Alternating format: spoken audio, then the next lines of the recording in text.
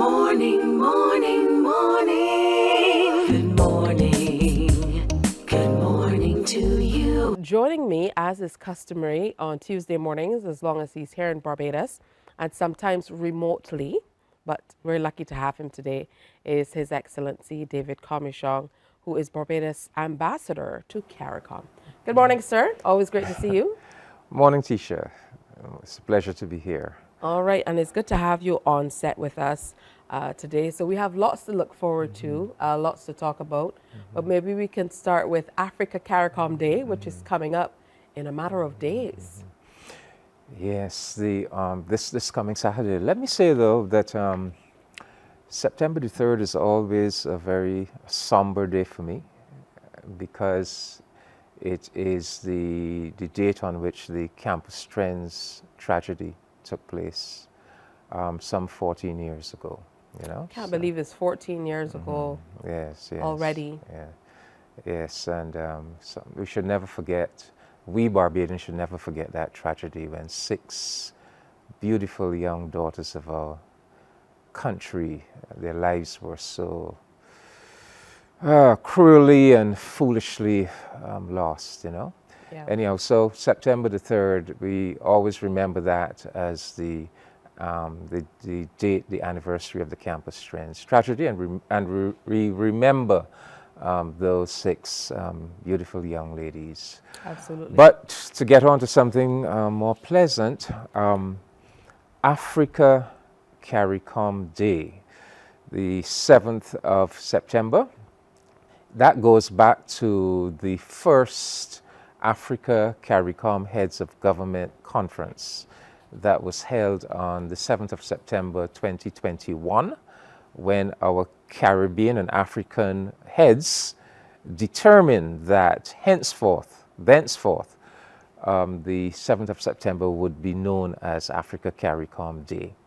So Barbados has taken this very seriously, and we are resolved to lift up this day, to use the celebration of this day as an opportunity to help foster that Pan-African consciousness, that idea that after all of these centuries, the African people of this part of the world, of the diaspora, we are reconnecting with the African mother continent, and we are working together. And so we are going to celebrate this day, Saturday, with 2 major events. The first one will be an official flag-raising ceremony at 10 o'clock, an outdoor ceremony at government headquarters. We will be raising the flags of the African Union, CARICOM, and Barbados to the plane of the anthems of the African Union and Barbados and the official CARICOM song.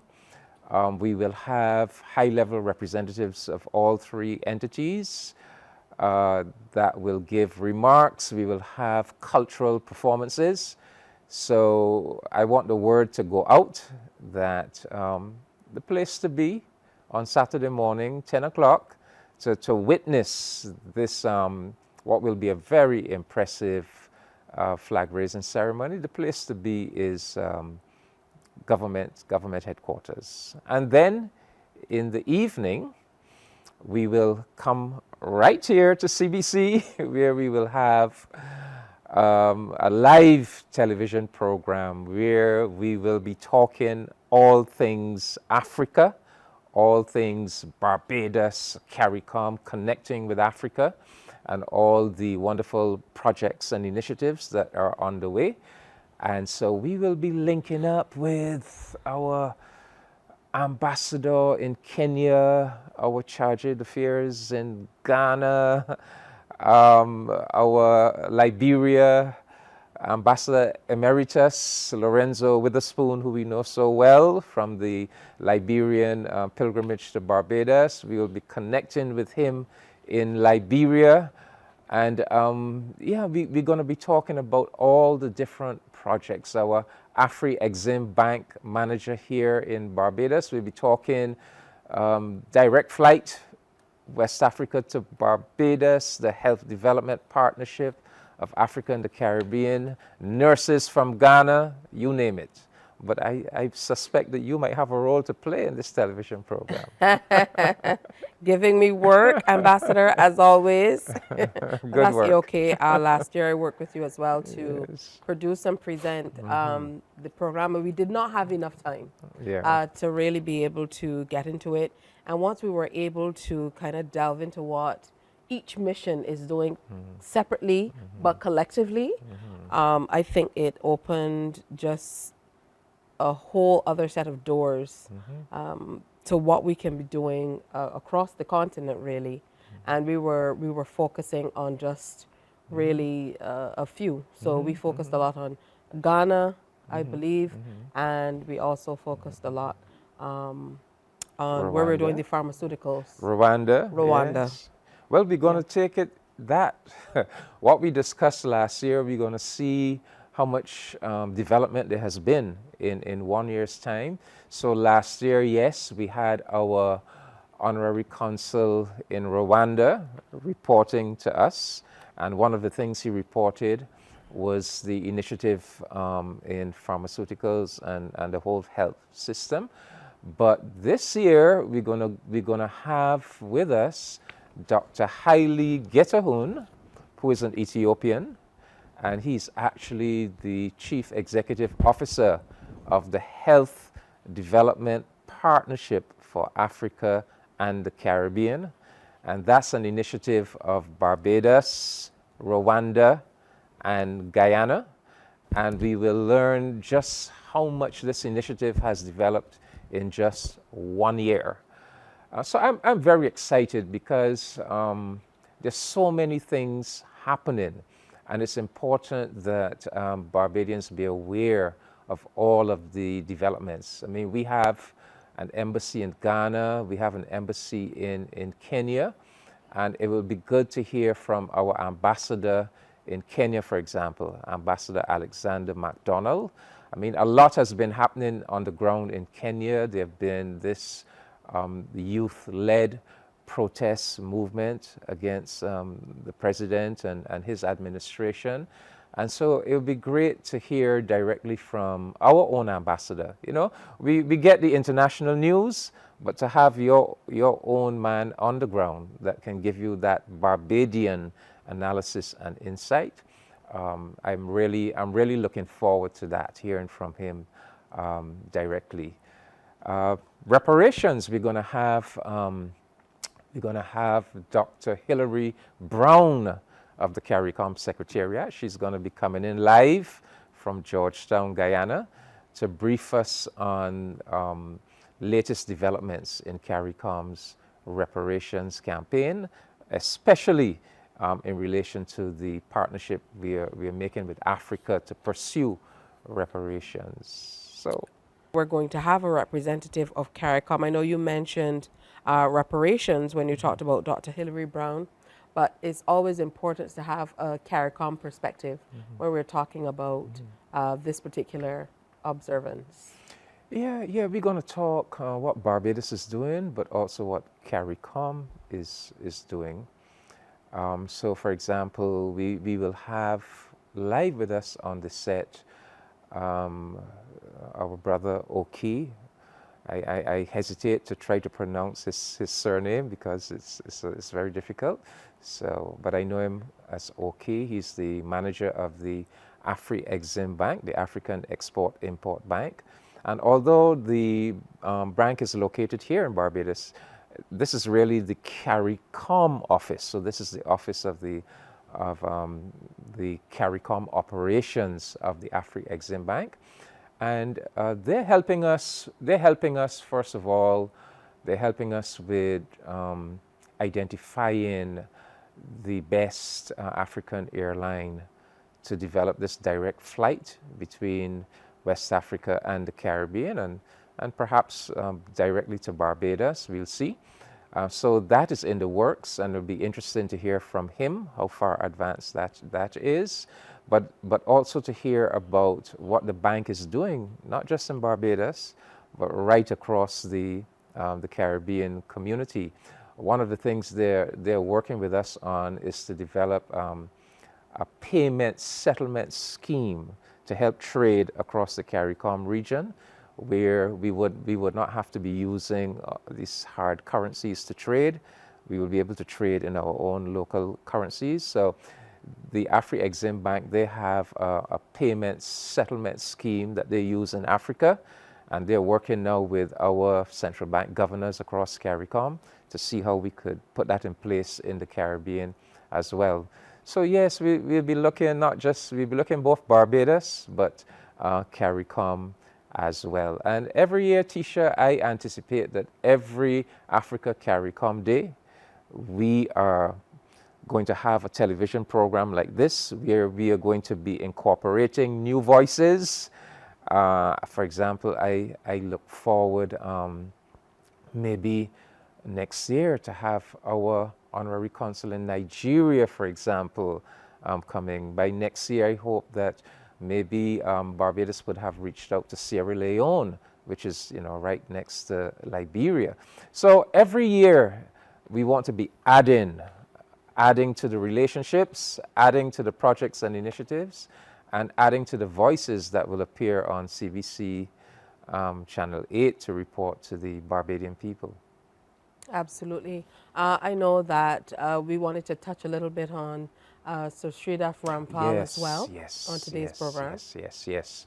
Sir Shridath passed last Friday at the age of 93, close to his 94th birthday. And his passing really represents, again, like the last of an era, because Sir Shridath goes way back to the Federation days and Sir Grantley Adams. Sir Shridath was the Assistant Attorney General of the West Indies Federation, 1958 to 1962.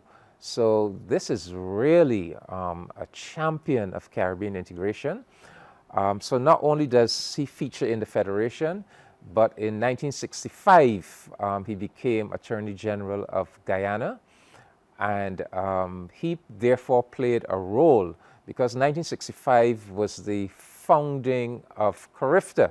So Sir Shridath played a role in the development of CARIFTA.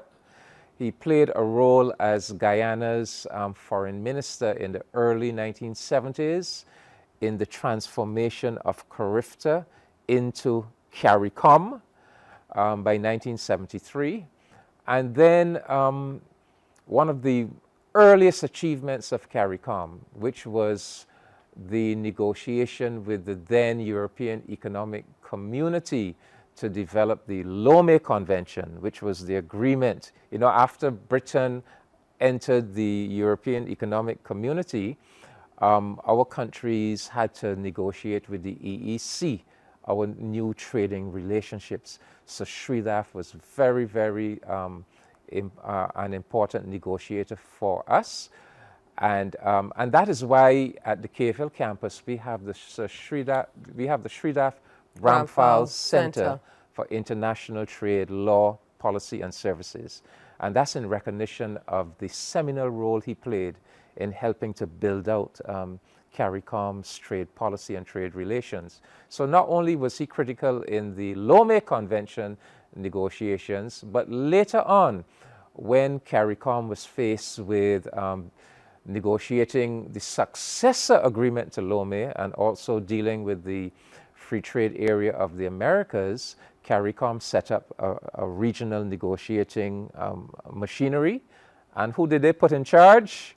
They said Sir Shridath, and that was in the 1990s. And in between there, he had become the second Secretary General of the Commonwealth in 1975. And he has served as the longest Secretary General from 75 to 1990.